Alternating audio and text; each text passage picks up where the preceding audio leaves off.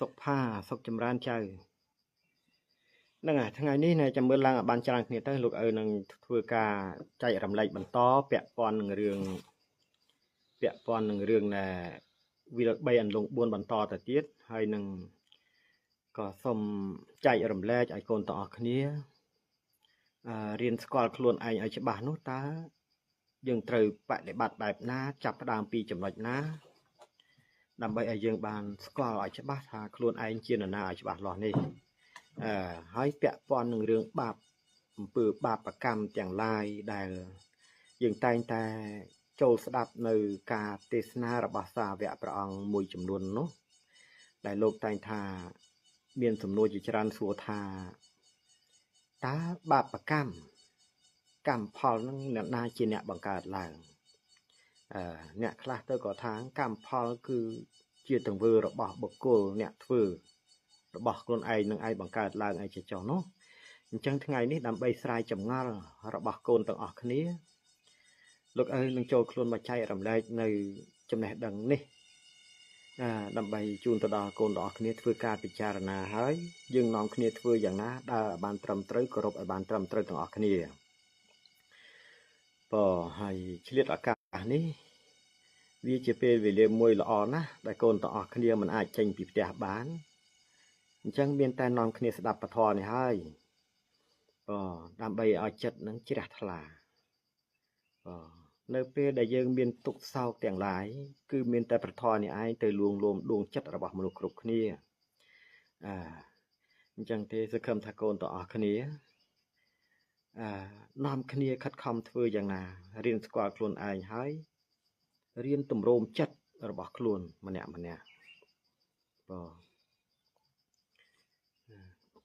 ចាំមើលចូលឲ្យបានច្រើនគ្នាទៅលោកឪនឹងធ្វើការចែករំលែកទាំងអស់គ្នាហើយមុនពេលដែលចែករំលែកនេះលោកឪក៏សូមខន្តីអភ័យទោសចំពោះកូនគ្រប់អង្គរៀមច្បងគ្រប់អង្គសាវកព្រះអង្គគ្រប់អង្គទាំងអស់ពិសេសសម្ដេចព្រះសង្ឃគ្រប់ព្រះអង្គបើសិនជាទូលបង្គំខ្ញុំបកករណាមានដេកាខុសឆ្គងត្រង់ចំណុចឃ្លាឃ្លោងកន្លែងណាក្តីក៏សូមឲ្យទេវៈទាំងឡាយឬក៏សាវកព្រះអង្គគ្រប់អង្គកូនទាំងអស់ខន្តីអភ័យទោសចំពោះលោកឪនេះផងទៅចោះហើយក៏សង្ឃឹមថាបានការកែប្រែមកវិញនៅចំណុចខុសទាំងឡាយ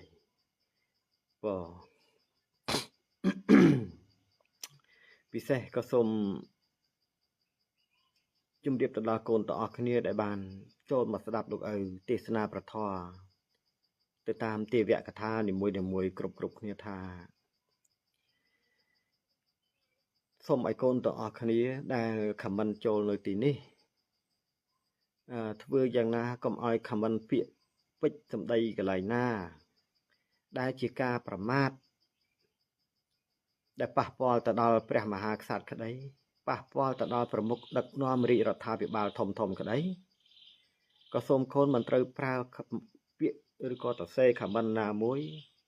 ក្នុងការប្រមាថទៅដល់អស់លោកនោះទេហ្នឹងហើយនៅពេលណាដែលកូនទាំងអស់គ្នាបានរៀនស្គាល់ខ្លួនឯងច្បាស់មនុស្សទាំងឡាយដែលកូនទាំងអស់គ្នាធ្លាប់តែស្ដីបន្ទោសធ្លាប់តែមើលគេនៅក្នុងផ្លូវខុសនោះកូនប្រកាសជាបានភ្ញាក់ខ្លួនវិញថារឿងទាំងឡាយដែលយើងបានចោទប្រកាន់ទៅលើបុគ្គលណាម្នាក់ដោយមិនបានពិចារណាដោយមិនបានស្គាល់ខ្លួនឯងឲ្យច្បាស់ទេឃើញទេអានេះគេថាសម្រាប់ជ្រុលទៅហើយណាទើបដឹងថាខុសក្រោយអាហ្នឹងពិបាកហើយដោយលោកឲ្យចែករំលែកទៅកូនទាំងអស់គ្នាថានៅលើផែនដីនេះឲ្យតែជាមនុស្សភាគតិចណាស់ដែលមនុស្សស្គាល់ខ្លួនឯងច្បាស់លាស់ក្រៅពីនោះគឺសុទ្ធតែជាមនុស្សដែលអត់ស្គាល់ខ្លួនឯងច្បាស់លាស់ទេណាឲ្យស្គាល់អញ្ចឹងក្នុងថ្ងៃនេះមុនពេលដែលលោកឪចូលមកចែករំលែកបកស្រាយអំពីទំនាយវាល3អន្លង់4បន្តនោះលោកឪសូមឲ្យកូនទាំងអស់គ្នារៀនស្គាល់ខ្លួនឯងរៀនស្គាល់មនុស្សឲ្យច្បាស់តើមនុស្សបន្ទាប់ពីមនុស្សទៅហ្នឹងមនុស្សមានបែងចែកជាប្រមាណសាខាមនុស្សកាលណាយើងរៀនស្គាល់អានឹងច្បាស់ទើបយើងច្បាស់ថារឿងទាំងអស់នេះគឺវាបែបនេះឃើញទេ តាក់ទងនឹងផលកម្មទង្វើបាបកម្មទាំងឡាយដែលមនុស្សគ្រប់គ្នាកំពុងតែធ្វើដោយរាល់ថ្ងៃហ្នឹងសាងបាបកម្មដោយខ្លួនឯងរាល់ថ្ងៃនេះអ្នកខ្លះក៏ដឹងខ្លួនអ្នកខ្លះក៏មិនដឹងខ្លួនហើយថាធ្វើនឹងខុសក៏នៅតែជំរុញចិត្តឲ្យធ្វើនៅរឿងខុសតើអាហ្នឹងមកពីអីគេទេអញ្ចឹងហើយបានជាសាវកព្រះមួយចំនួនលោកទេសនាបដៅយើងនោះបដៅថាម៉េចកូនខ្លះសួរថាតើបាបកម្មជាស្អីបាបកម្មវាជាទង្វើរបស់បុគ្គលអ្នកសាងឡើងដោយខ្លួនឯង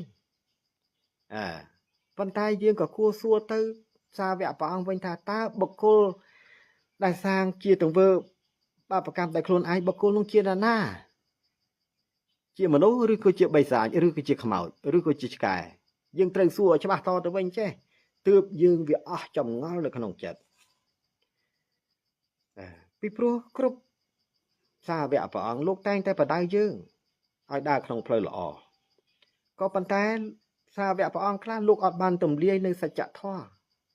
របស់មនុស្សពិតប្រាកដលោកបានត្រឹមដឹងតាមគម្ពីរមួយចំនួនក្តីមើលទៅឃើញថាបាបកម្មវាជាទង្វើរបស់បុគ្គលជាអ្នកធ្វើដោយខ្លួនឯងនោះគ្មាននរណាធ្វើគេទេទៅស្រាយអញ្ចឹងប្រាប់មនុស្សប៉ុន្តែបើមនុស្សនឹងគាត់ឆ្លាតគាត់សួរវិញថាតើបុគ្គលនឹងជាស្អីមនុស្សហើយអីអញ្ចឹងគាត់ប្រកាសតែឆ្លើយថាមនុស្សហើយគាត់មិនអាចឆ្លើយទៅជាសត្វនេះសត្វនោះបានទេបើបុគ្គលនឹងជាមនុស្សចុះសច្ចធម៌មនុស្សក្រែងយើងស្គាល់ហើយតាមនុស្សសច្ចធម៌មនុស្សដែលបានចាប់កំណើតពីផ្ទៃម្ដាយមកភ្លាមហ្នឹងបានន័យថាមនុស្សនោះទៅទេស្អាតនៅនរកបាបក៏មិនយកមកបុណ្យក៏មិនយកមកទ្រព្យសម្បត្តិក៏មិនយកមកឈ្មោះខ្លួនឯងក៏មិនយកមក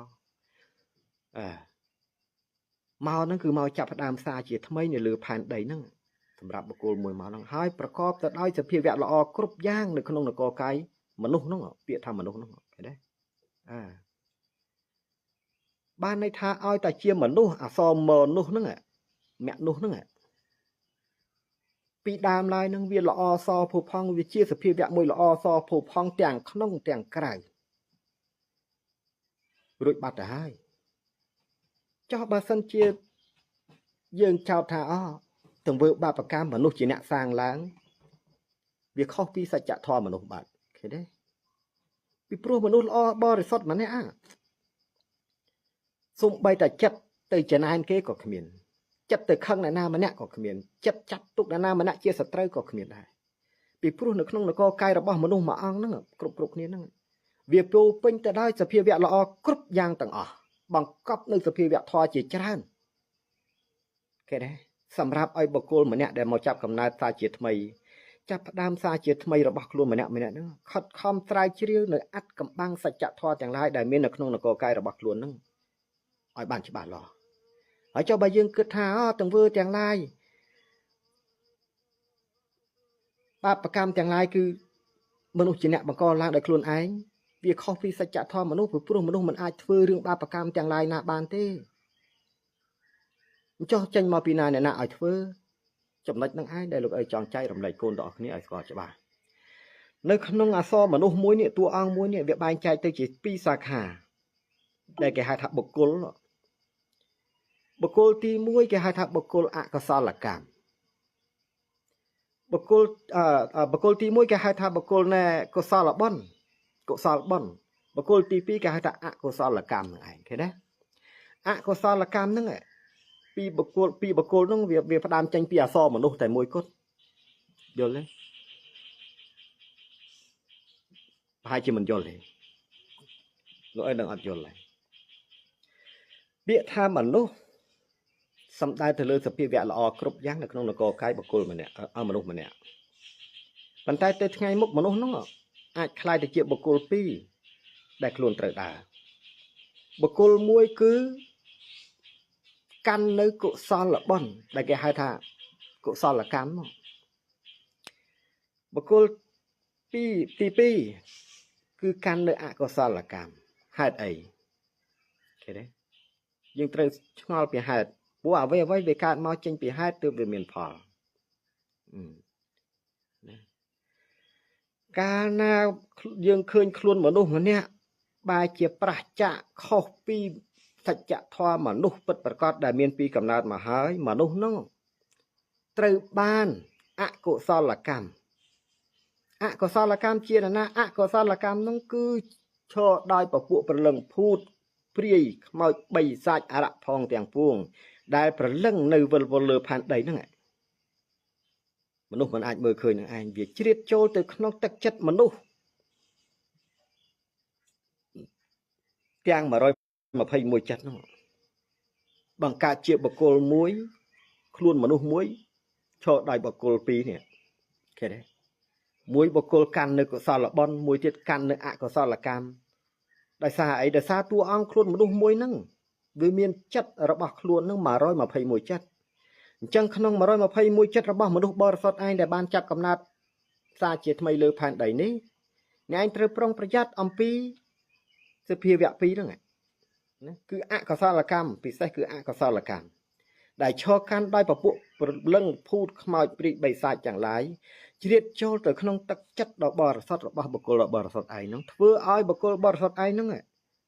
ប្រព្រឹត្តនៅទង្វើបាបកម្មស្ដែងឡើងចេញដោយខ្លួនឯងដែលមនុស្សគ្រប់គ្នាមើលឃើញថាអ្នកឯងជាមនុស្សធ្វើនៅរឿងបាបកម្មដោយខ្លួនឯងហ្នឹងឃើញទេអញ្ចឹងត្រូវស្គាល់ឲ្យច្បាស់អំពីរឿងបាបកម្មកម្មផលទង្វើដែលត្រូវធ្វើនេះណាបើនិយាយពីមនុស្សពិតប្រាកដបើអ្នកណាម្នាក់ថាបាបកម្មវាកើតចេញពីណាបើបុគ្គលណាថាបាបកម្មកើតចេញពីទង្វើរបស់មនុស្សអ្នកធ្វើគឺខុសពីព្រោះសច្ចធម៌មនុស្សมันអាចធ្វើរឿងបាបកម្មបានទេសច្ចធម៌មនុស្សពិតប្រាកដគឺកាន់នៅកុសលបុណ្យជានិច្ចកូនត្រូវចាំមានតែអកុសលកម្មជ្រៀតចូលក្នុងទឹកចិត្តរបស់មនុស្សនោះទេដែលបញ្ជាឲ្យមនុស្សនោះធ្វើរឿងបាបកម្មស្ដែងចេញពីខ្លួនឯងនេះដើម្បីឲ្យអ្នកដទៃនេះបានមើលឃើញឃើញទេអញ្ចឹងសូមគុំនាំគ្នាចោទថាមនុស្សជាអ្នកធ្វើកម្មមនុស្សមិនអាចធ្វើរឿងបាបកម្មណាទាំងអស់ឃើញទេត្រូវយល់នេះរឿងមួយរឿងទី2ដើម្បីឲ្យស្គាល់ខ្លួនឯងច្បាស់យើងត្រូវស្គាល់ខ្លួនឯងដោយរបៀបណាជាជំហានដំបូងគឺយើងស្គាល់ដោយពីការចាប់ផ្ដើមមកពីការចាប់ផ្ដើមរបស់យើងការចាប់ផ្ដើមនោះយើងគ្រប់គ្នាកន្លងមកជាតិមុនកំពុងតែនាំគ្នាដោះកម្មគ្រប់គ្នាមែនអត់មនុស្សទាំងអស់ដែលកំពុងមកកើតកំណើតបច្ចុប្បន្នជាតិហ្នឹងជាតិមុនយើងកំពុងតែជាតិមុនយើងកំពុងតែនាំគ្នារំដោះកម្មខ្លួនឯងពីជាតិមុនគ្រប់គ្នារំដោះកម្មខ្លួនឯងជាតិមុនអស់ហើយហ្នឹងបាននាំគ្នាមកចាប់កំណើតសារជាថ្មីក្នុងបច្ចុប្បន្នជាតិនេះបានមកនិយាយគ្នាលេងជាមួយលោកតាហ្នឹងឃើញទេបើចៅទាំងអស់គ្នាជាតិមុនអត់ទាន់អស់កម្មខ្លួនឯងទេណាកូនទាំងអស់គ្នាមិនអាចមកកើតជាមនុស្សហើយមិនបាននិយាយគ្នាជាមួយតានេះបានទេម្លេះនៅសំដោះកម្មខ្លួនឯងមិនទាន់រួចផុតហ្នឹងអ្នកខ្លះឃើញទេអញ្ចឹងកុំឲ្យសង្កត់ថាអ្នកខ្លះកើតមកបច្ចុប្បន្នជាតិនេះហើយទទួលការលំបាកស្អីមួយតែបន្ទោសខ្លួនឯងមកពីអញមានបាបកម្មប្រជាតិមុនអាហ្នឹងខុសហ្នឹងបន្ទោសខ្លួនឯងទាំងស្រុងពីព្រោះជាតិមុនគឺជាជាតិដែលយើងត្រូវដោះកម្មបើយើងមិនទាន់អស់កម្មទេអ្នកឯងមិនមកកើតជាមនុស្សកើតអត់បានទេច្បាប់វិន័យណាវិន័យនៃឋានទាំង3នេះក្រិតក្រមណាស់អញ្ចឹងហើយបាននៅវាល3ខាងវាល3អន្លង់4ខាងមុខវាពាក់ព័ន្ធនឹងរឿងឋានទាំង3និងវិន័យរបស់ឋានទាំង3នឹងឯងដែលត្រូវយកមកចែករំលែកឲ្យកូនទាំងអស់គ្នាស្ដាប់ដោយការពិចារណាទាំងអស់គ្នាណាអញ្ចឹងដើម្បីឲ្យស្គាល់ខ្លួនឯងច្បាស់លោកតាប្រាប់ហើយថាមនុស្សលោកទាំងអស់ដែលអស់កម្មពីជាតិមុនមកកើតបច្ចុប្បន្ននេះតម្រូវឲ្យចាប់ផ្ដើមសារជាថ្មីចាប់ផ្ដើមនោះគឺធ្វើឲ្យខ្លួនឯងហ្នឹងធ្វើអីខ្លះទី1ស្វែងយល់ដំណើរជីវិតរបស់